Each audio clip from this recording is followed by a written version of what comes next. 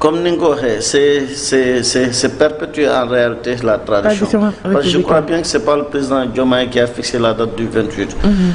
Président Macky Sall moom moo fixé woon date du 28 bi pour instruire ko mu nekk date boo xamante ni dialogue lay nekk. Sénégalais yi war ci toog parti politique yeeg ñi nga xam ne société civile ak toutes les forces vives. ñuy waxtaan di càmbar di dialogue. xam nga Sénégal dafa nekk pays boo xamante ni c'est un pays démocratique.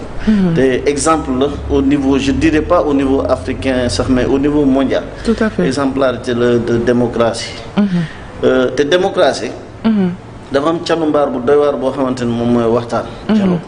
il faut que ñuy échanger doon na am ci diggante ñu fi nekkoon Cheikh Anta doon na waxtaan ak Senghor. dëgg la à un moment donné Abdou Diouf doon na waxtaan ak Abdoulaye Wade. dëgg la et cetera et cetera. donc boo xoolee les termes de référence de ce dialogue là. waaw nga xam ne moom la président Bassirou Diomaye Faye woote pour ñu toog waxtaan. lan moom moo ci nekk. maanaam boo xoolee lépp luy renforcer la démocratie moom moo ci nekk. dëgg la. discuter du système politique sénégalais. Système politique bi la rationalisation des partis politiques c'est un problème. Il ne faut pas qu'on se voile la face. D'ailleurs il y a le DG de la RTS mi ngi doon def benn intervention. nee na c'est quand même aberrant pour un pays où il y a 18 millions d'habitants. qu'on ait plus de 350 partis politiques. Mais moi j'ai été mandataire du président Abdourahmane Diop. waaw. Lors de ces élections-là. Je suis mieux placé pour parler en réalité de ces dysfonctionnements liés à ce pléthore en quelque sorte de partis politiques. Vous comprenez? Da ngay xool y a eu des dessins yi nga xamante ne te pour l'histoire, il aura fallu de peu que le président Diomaye soit retenu à cause de quoi? D'un tirage. Tout à fait. L'un des partis les plus dynamiques, le PASTEF. ñu ne dañ la ciy téye ndax tirage boo xamante ne da nga si war a jàll parrainage jàlloo nga nekk 72e je sais plus. parce que on était soriwuñu woon maag moom. C'était une question de chance quoi. Voilà on était 74e sur la liste. ñoom ñu ngi nekkoon 72 Amadou Ba moo nekkoon Amadou Ba l'honorable Amadou Ba que je salue au passage. moo nekkoon son mandataire. moom mi ngi woon au niveau 72 je sais pas 73. mais sorante wuñu woon maag moom. voilà su moom bu génnee man maa doon dugg. mais sorante wuñu. mais imagine. Le parti Pastef on sait que c'est un parti très très très dynamique. bokk na ci parti yi nga xamante ni moom moo gënoon a yëngu àll ko l'année dernière. léegi ñu ne la kooku son candidat. dañ ko war a regarder ndax voilà quoi par hasard. ndax tirage au sort la woon. il s'est retrouvé à la 73e je sais pas. donc yooyu yëpp bokk na ci yi ñu war a càmbar ci dialogue bi. ce sont des choses qui ne sont pas du tout normales. Comment vous pouvez comprendre un parti wala koo xamante ne il représente pratiquement il a représenté 50%. 54% de l'électorat sénégalais. Tout à fait. kooku ñu war ko la majorité c'est l'expression populaire.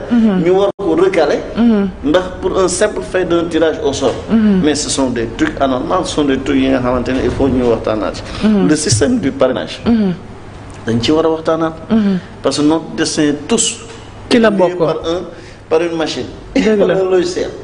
Mais comment tu peux imaginer que voilà destin ou maanaam expression populaire. ñu jël ko confier ko à un logiciel qui peut être fou qui peut bëgg à tout moment ñun. on a été victime. Tout à fait. Je ne vais pas revenir sur l'histoire des A de la honte. Vous comprenez. dëgg la. Voilà bon c'est voilà. donc pour yow. Le dialogue c'est une nécessité. Mais c'est absolument même loolu bu fekkoon amul. dama ne le président de la République bu wootee. ñun ñëpp ñu nekk ay Sénégalais. ñun ñëpp maanaam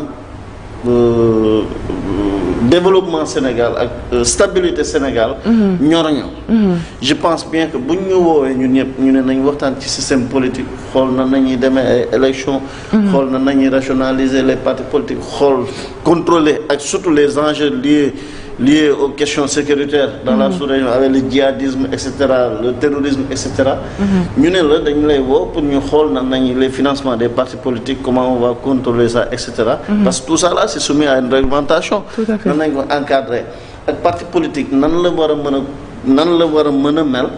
yenn charte la war a mën a la mën a respecter pour ñu reconnaître pour ñu mën a reconnaître pour rationaliser pour ñu mën a xam ne kat lii bu ñëwee lii kii ak kii am na ci droit bokk citoyen war na ci mën a bokk ci anam bi ak bi ak bi on dit pas que nag dañuy teg ay jéego yoo xam ne wala ay garde-fou yoo xam ne ça day annihiler en réalité toute ambition démocratique wala citoyenne non non du loolu da ngeen ko bëgg a teg ci yoon absolument parce que aussi ñu ñëw am na parti politique yoo xam ne on peut se le dire amuñu adresse amuñu boîte postale amuñu adresse amuñu sax numéro de téléphone booy mën a joindre pour mën a xam parti bi tout à fait loolu vous trouvez que bon loolu c'est normal te kooku mën na ñëw élection ñëw nga souscrire nga déposer sa candidature ñëw au moins on va injecter des milliards et c'est l'argent du contribuable en quelque sorte vous avez vu le pléthore de liste bi nga xam ne am na ci dernière élection yi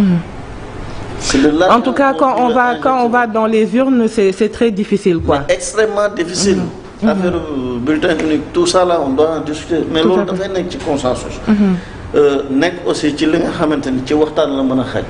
te dañoo génn ci phase bu metti ñu bëgg am fu ñu jëm. waaw je dirais pas que c'est ñun ñoo baax à 100% mais ñu ngi am nañ yéene am nañ volonté. jëlee li fi nekkoon yëpp. am yeneen nouvelle orientation te loolu noonu ça demande la mobilisation de toutes les forces vives de la nation. waaw léegi Pape doguma la. mais y en a ñenn ci seen opposants yi ñi ngeen xam ne vous n'êtes pas du même bord.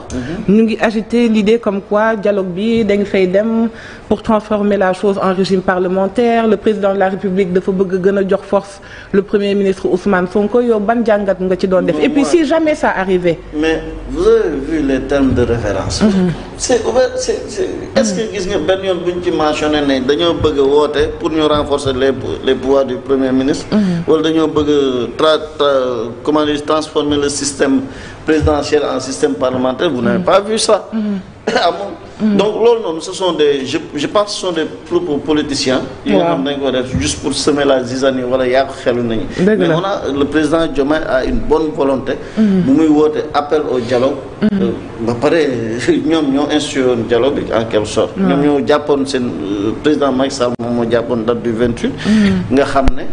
tey bu chaque année bu jotee ñu woo ñëpp toog waxtaan ci quelques ponks yi nga xamante ne ñun chef ñun acteurs politiques yëpp toog waxtaan nga xam ne dëkk bi dina nekk dëkk bu stable ñu concentrer sur l'essentiel. Tout à fait. Mais je ne crois pas que ce sont des questions là qui vont être agitées là. mais ça me rappelle une petite anecdote que Babacar Ndiaye Alwali avait dit quand il est venu la dernière fois waaw dafa joxe benn anecdote nee na Macky Sall bi muy def dialogue c'était comme l'histoire du Niamala Niamala kaay wuy sa maam nee na y avait le couteau derrière mais yéen dafa mel ni jaas yi ngeen yore di woote parce que yéen a ngi jàpp ni ci ba pare di leen woo dialogue non kan nañ jàpp mais yéen a ngi woo ñëpp tout le monde est convoqué Farba Ngom par-ci Tahirou Sarr par-là Amadou Sall fii nangam les ministres les 5 majeurs comme on les appelle ont été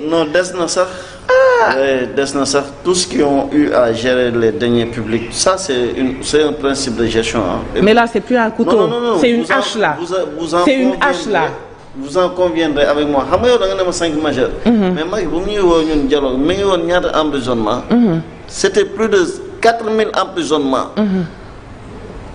Mais vous n'êtes pas venu anyway. Mais attends. Est-ce qu'ils sont pas en train de faire la même chose? Non. C'est pas en réalité le même topo. Bon, le pays était en crise. Actuellement, il n'y a pas de crise. Tout est calme, tout est bien, tout est nickel. Ça, c'est le déroulement normal d'un pays normal. Tradition démocratique bi daal mooy dem. non dama ne. ñi ngi dégg ñi leen di woo. ñi ngi dégg ñi leen wax dañ leen wax kaa leen rendre compte. ñun woowu ñu leen de. justice moo leen wax. waaw te justice bi amul justice c'est pas une élection moom moo fi teg. justice c'est un pouvoir indépendant. boo xam ne day def liggéeyam. il y a eu des rapports yi nga xamante ne dañ ci tudd diw. tudd ci diw. te ñooñ dañ leen a dénkoon yow man ak sénégalais dañ leen a dénkoon suñu ñax bi ñuy ñax. ñu war a rendre compte. effectivement léegi ñu war a rendre compte. si on voit des anomalies c'est très normal qu'on t'appelle. ñu woo la ne la dërëm bi bañ la ko joxee. fan nga ko jaarale parce que n'oubliez pas que ça il y a plus de 55 000 milliards yi nga xamante ne ci régime 12 ans yi fi jaar. dénk nañ ko président Macky Sall. comprendre waaw. waaye léegi nag loolu noonu nekkul xaalis. waaw il faut ñu càmbar ko ça on est d'accord là-dessus. loolu la.